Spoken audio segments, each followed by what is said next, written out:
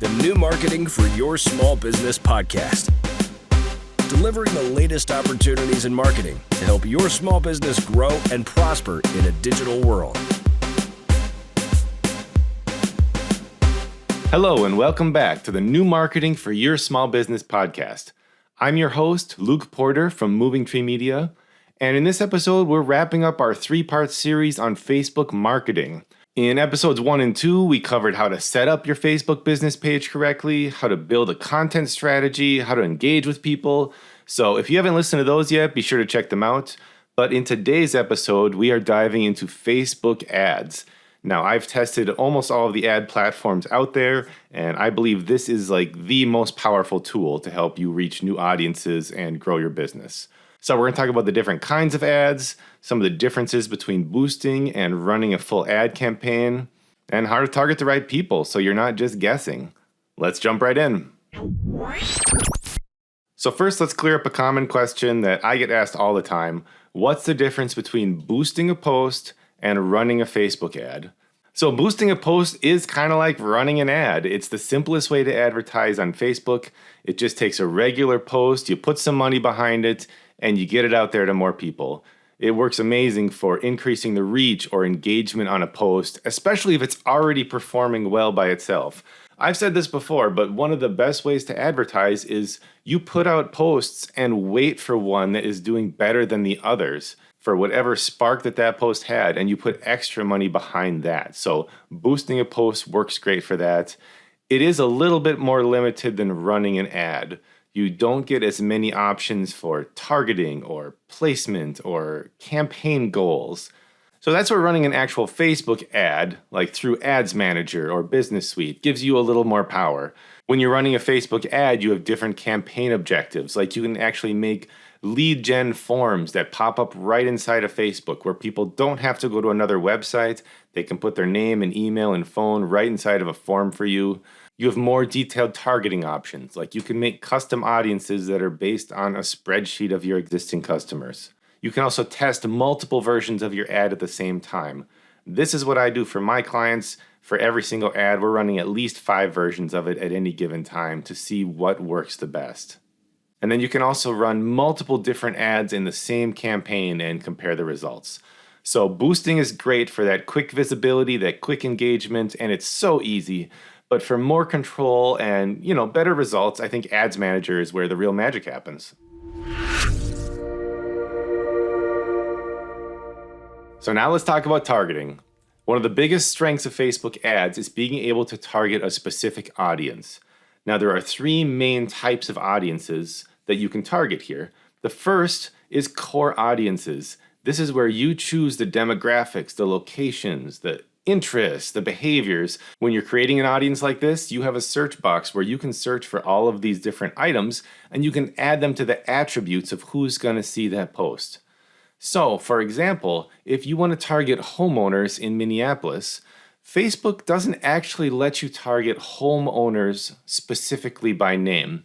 This is where you got to get a little bit creative. So when we're targeting homeowners for our clients, one of the things we have to think about is, okay, what makes a homeowner different than someone who maybe just rents? So a homeowner is probably more likely to be interested in home appliances, a new fridge, a new stove, than someone who's renting. Well, even though Facebook doesn't let you target homeowners specifically, they will let you target people who've shown interest in new home appliances. Even if Facebook doesn't let you target your specific interest directly, you can kind of brainstorm other attributes that your ideal customer might have and use those to target them. And it's not just interest. You can target by other demographics like age and gender. You can target by location, by behaviors. Once you actually start boosting a post or running an ad, you'll see what I mean when you start searching for these things. So that's core audiences.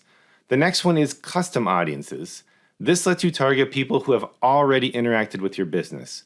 Like maybe you already have a mailing list or an email list, or you've got a list of your past website visitors. You can make a list of just about any data that you have and upload that to Facebook as a custom audience and run ads to that audience. So that's custom audiences. And the third and final type is lookalike audiences.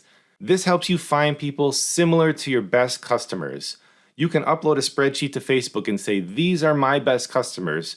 Create a lookalike audience of these people. Or if you don't even want to mess with a spreadsheet, just go with the people who already like and follow your Facebook page. Facebook can make a lookalike audiences based on them. So this is a great way to scale your reach, target people that are likely to care about what you offer in a very easy way. So now let's talk about testing. When you're running an actual Facebook ad, you want to test everything. And Facebook makes it really easy to split test or A/B test, it's called sometimes, different versions of your ads so you can figure out what works best. Some of the things that we change all the time is the copy, the body of your post, the headline, that's the bigger text that goes usually underneath your image, but in some formats it goes above it.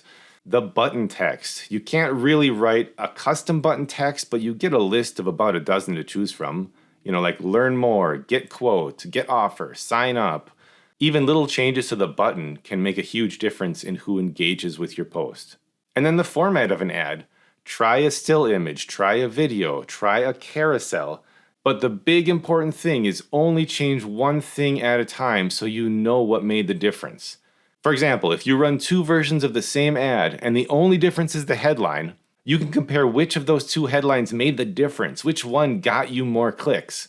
This also gives you great data for future ad campaigns, where you can look back at past ones and see this trend in what headlines and buttons perform the best, so you can start off on the right foot with your next campaign. The next question we get a lot is, how much should we spend on our ads? People seem to think that you have to spend hundreds of dollars a day, but you don't need this massive ad spend to get started. Even $5 or $10 a day can go a long way, especially if you're running ads to a warm audience that already likes you. Running those smaller budgets is great for testing as well, because if you are ready to maybe invest a couple $100 down the road, but you want to make sure you have a great ad first, start it with $10 a day. Do all of those different tests. Try different headlines and body copy and image and button text. Test and refine until you have a killer ad. Then put the bigger budget behind it. And then once your ad is live, Facebook is going to start giving you data on it. Now, I'm not going to bore you with all of these different metrics.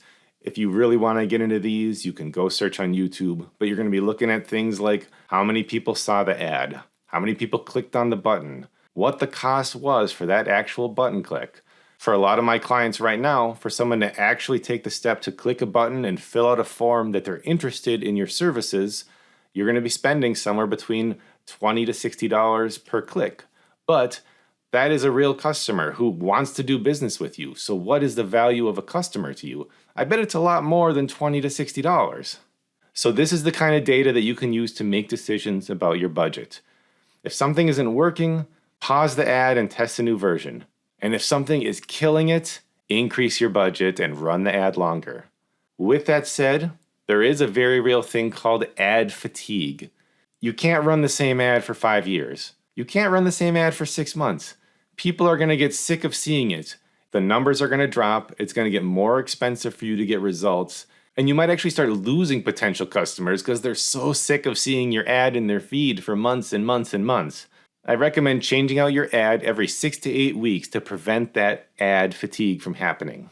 And if you need more ideas for your ad, hit up these AI tools. Go to ChatGPT, go to Google Gemini, try out these different tools and ask for ideas on different ads you can run. You'll get a lot of terrible suggestions, and then you'll get a couple great suggestions that you can run with. The last thing I'll touch on with ads is to make sure you're formatting your ads correctly. Most people are going to be seeing your ads on a mobile device. Across all of our clients, about 75% of the traffic comes from mobile devices, 25% from desktop. So don't design this horizontal widescreen ad that looks great on a desktop, but is really, really tiny on a phone screen. For any of your ads, you want to format it for multiple sizes. And in the Facebook ad platform, it'll show you that, but I just want to give you a heads up so when you even start creating the ads, you can keep this top of mind.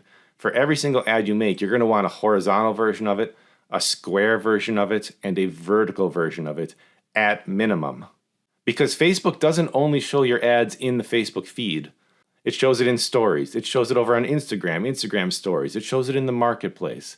It shows it on partner sites. Your ads show up in a ton of different places, and the size of those ads is going to vary from place to place. And I know that might seem overwhelming, but if you're using a tool like Canva or a different graphic design app, a lot of those apps have tools built within them to automatically resize and reshuffle your images to fit these different formats. And I have run thousands of different ads for different clients, so if you have any questions, feel free to hit me up. So to recap today's episode, boosting posts, it's quick, it's easy, it can be great for engagement, but full Facebook ads give you a lot more control. There's lots of different ad formats to choose from. There's lots of different targeting options for you to choose from that lets you reach exactly who you want. You should be testing different ads and refining them to make sure you're getting the best results for your ad spend. And your ad spend doesn't have to be enormous. You can start with small little bits to test the ads and then add a bigger budget later. And then to make sure your ads are sized the right way to fit all of the different formats and devices out there. So that wraps up our Facebook marketing series. If you've followed along so far, I think you got a pretty good foundation for making Facebook work for your business. If you found value in this series, please subscribe and leave us a review. It helps more small business owners and marketers like you discover the podcast. And if you have ideas for future topics or questions you'd like answered, shoot me a message on Facebook or Instagram or send me an email. I'm at luke@movingtreemedia.com. So until next time, keep experimenting, keep connecting, and happy marketing.